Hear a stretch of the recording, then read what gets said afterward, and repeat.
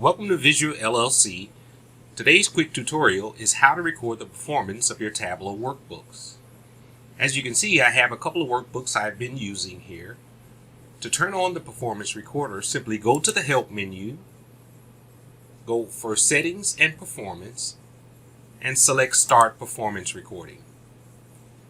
That turns the performance recorder on. To verify that it is in fact turned on, go back to Settings and Performance and make sure the menu says Stop Performance Recording. If it says Stop, you're ready to open your workbook.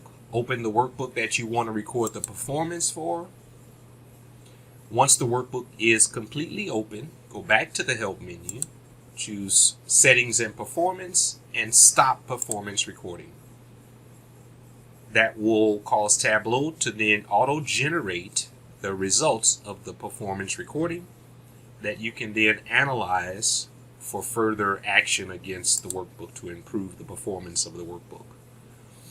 We'll go over how to consume the information in this automatically generated workbook in our next session. Thanks for joining Visual LLC and our quick tutorial on recording the performance of your Tableau workbook.